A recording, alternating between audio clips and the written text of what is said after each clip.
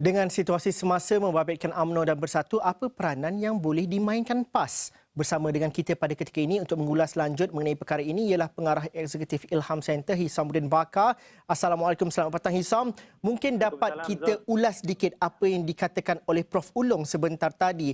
Beliau mengatakan bahawa PAS dalam keadaan yang perlu bijak untuk mengeluarkan kata-kata supaya menjaga hati UMNO dan juga Bersatu, PAS selesa dengan kedudukan sekarang, akan tapi menarik juga untuk melihat percaturan dan juga strategi PAS di peringkat politik negeri. Apa impak dan juga apa tindakan yang mungkin bakal dilakukan oleh PAS dalam situasi ini? Ya, betul. Melihat kepada situasi dan juga kenyataan yang terbaru yang dikeluarkan oleh PAS, menyatakan bahawa mereka akan menjadi parti yang akan mengimbangi di antara Bersatu dan juga UMNO. Dalam melihat itu, kita melihat ini adalah cabaran yang paling besar dan getir untuk PAS bagi mempertahankan hubungan di atas penyatuan ummah ini. Jadi cabarannya itu ialah bagaimana mereka ingin meyakinkan UMNO yang telah pun membuat keputusan memutuskan hubungan dengan Bersatu dan juga menarik diri dari kerajaan sebaik saja parlimen dibubarkan. Itu adalah cabaran paling besar kerana UMNO sudah pun membuat keputusan. Dan keputusan ini sebenarnya datang daripada hasrat akar umbi UMNO, daripada mesyuarat dan juga Perhimpunan Agung UMNO yang akan diputuskan dalam Perhimpunan Agung UMNO yang akan datang. Jadi itu adalah cabaran yang bagi saya cabaran paling getir dan juga sangat besar kepada PAS ketika ini. Kemudian sekiranya kita melihat juga, di sini juga tema yang diangkat sebagai untuk melembutkan ataupun melunakkan hubungan di antara dua ini ialah memelihara kerajaan dan juga penyatuan ummah. Satu retorik ketika ini ataupun naratif yang diangkat ketika ini ialah penyatuan ummah, tetapi dia akan bertembung dengan kepentingan dan juga survival politik UMNO itu sendiri. Jadi di sini sebagai contoh, jika kita mengambil pengamatan kepada 54 kursi yang dimiliki ataupun dimenangi oleh UMNO pada PRU ke-14 yang lalu, sekiranya mereka bergabung di dalam Perikatan Nasional, bagi kursi yang telah pun berhijrah kepada Bersatu itu berlaku tuntutan daripada Bersatu dan sejauh mana UMNO bersedia untuk berkorban dan juga menyerahkan kursi itu kepada Bersatu. Pada hemat saya, ketika ini UMNO tidak akan melakukan penyerahan laluan kepada Bersatu, dan ini adalah cabaran kepada PAS untuk meredakan ketegangan yang berlaku itu. Pada pandangan Saudara Husam, bagaimana apa jalan yang lebih mudah untuk PAS? Satu, bersama dengan UMNO, tapi kita tahu UMNO perlukan rakan kongsi yang baru apabila tidak bersama dengan Bersatu, atau lebih mudah PAS bersama dengan Bersatu dan mempertahankan kerajaan yang ada pada hari ini. Jalan yang mana lebih mudah pada PAS dan juga dapat menjamin sokongan akar umbi dan juga sokongan pengundi-pengundi PAS untuk PRU ke-15 nanti?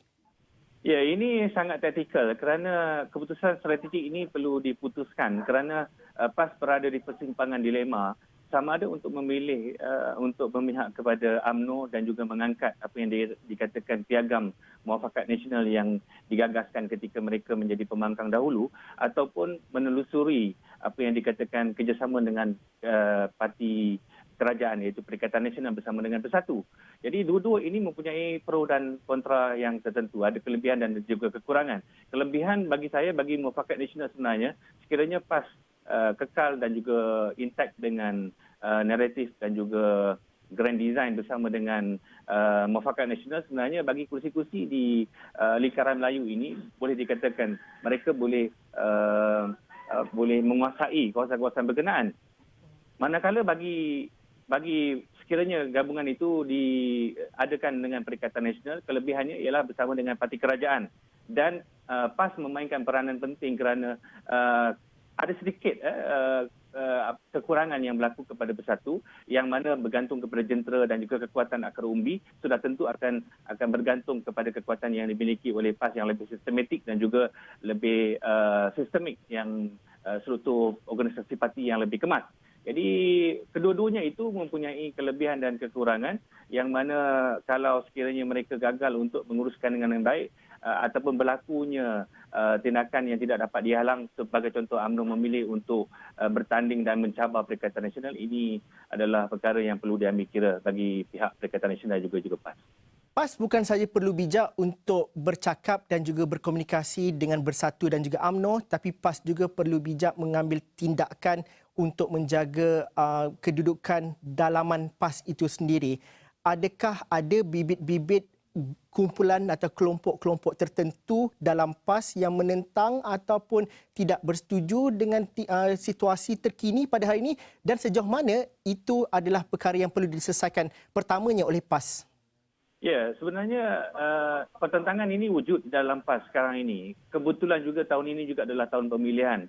Sebenarnya bagi mereka yang mengikuti perkembangan dan juga apa yang berlaku dalam keluarga besar PAS, sebenarnya berlaku perselisihan sedikit dari segi khilaf politik ataupun ijtihad politik mana yang lebih baik memilih di antara mufakat nasional mahupun berada dalam kerajaan. Jadi dua-dua pihak ini berhujah dan masing-masing memberikan dalil masing-masing untuk mempertahankan mana yang lebih menguntungkan dan juga memberikan survival PAS yang lebih baik. Tapi saya tak nafikan perkara ini akhirnya akan diputuskan oleh Presiden PAS iaitu Guru Haji Hadi, yang mana ketokohan beliau ini sebenarnya adalah memberikan kata putus kepada hala tuju yang akan ditetapkan oleh PAS menjelang PRU nanti. Dan Saudara Hisam bersetuju bahawa PAS punya banyak masa lagi untuk membuat keputusan dan juga menjadi kingmaker dalam percaturan ini? Saya rasa tidak mempunyai banyak masa kerana dalam tempoh ini adalah tempoh yang sangat getir dan krusial kepada PAS, kerana sekiranya perkara ini tidak dapat diselesaikan, diharmonikan dalam tempoh terdekat ini, kerenggangan hubungan di antara Bersatu dan UMNO ini sekiranya tidak diatasi, dia akan menjadi bertambah dingin dan juga panas. Maka saya rasa peranan PAS perlu dimanfaatkan sepenuhnya oleh Perikatan Nasional bagi meredakan ketegangan di antara parti UMNO dan juga Bersatu. Maksudnya PAS perlu berani dalam masa terdekat ini. Terima kasih Saudara Hisamuddin Bakar kerana sudi bersama dengan kami. Itu dia tadi Pengarah Eksekutif Ilham Center Hisamuddin Bakar bersama kita bercerita mengenai situasi Perikatan Nasional, UMNO dan juga peranan PAS.